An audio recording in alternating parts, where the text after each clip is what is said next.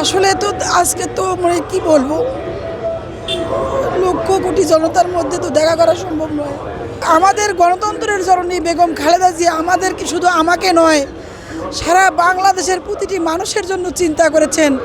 আসলে এটা হচ্ছে ভালোবাসা, আমাদের আবেগ। আমাদের নেত্রী আজকে এই দুনিয়া থেকে চিরবিদায় হয়ে চলে যাচ্ছে, চিরবিদায় নিয়ে আমাদেরকে ছেড়ে। যে মা আমাদের জন্য লড়াই করেছেন, যুদ্ধ করেছেন, জীবনের শেষ মুহূর্ত পর্যন্ত কারাবরণ করেছেন, সে মাকে এক নজর দেখার জন্য, সে মাকে সমবেদনা জানানোর জন্য আজকে ঢাকা শহরে এসেছি।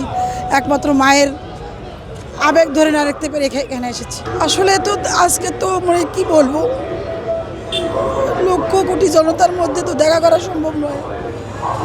তারপরে আমরা যারা ভালোবাসি বেগম খালেদা জিয়াকে, তারা আসলে আমরা একটু তার ছোঁয়া পেতে এসেছি, যে আমরা এই তার শেষ সমাধি কবরস্থানটা দেখব, তাকে একটু শেষ সালাম জানাবো।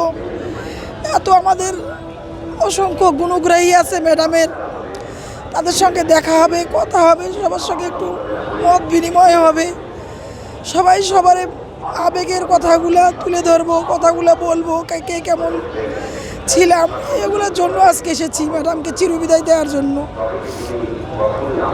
আমি আশা করি আমাদের নেত্রী জীবনের শেষ মুহূর্ত পর্যন্ত যে লড়াই চালিয়ে গেছেন, আল্লাহ পাক তাকে বেহেশতের সর্বোচ্চ মাকাম দান করবেন।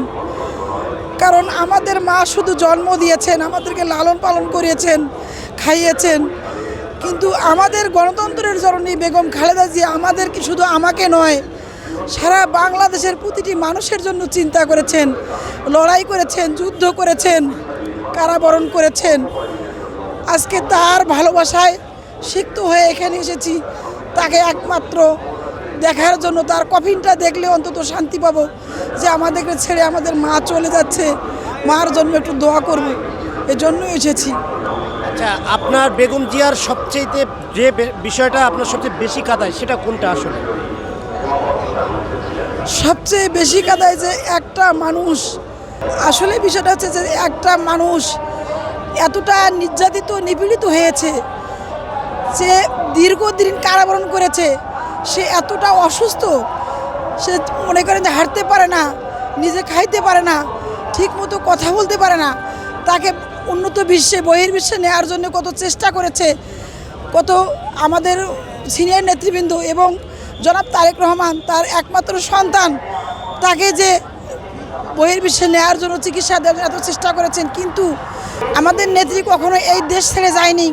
সে বলেছে যে আমি এই দেশ ছেড়ে যাব না, এই দেশের মানুষকে ছেড়ে যাব না, এই দেশে আমার একমাত্র স্থান, এই দেশে আমার জন্ম, এই দেশে আমার, এই দেশের মানুষগুলো আমার, আমি তাদের ছেড়ে কোথাও যাব না।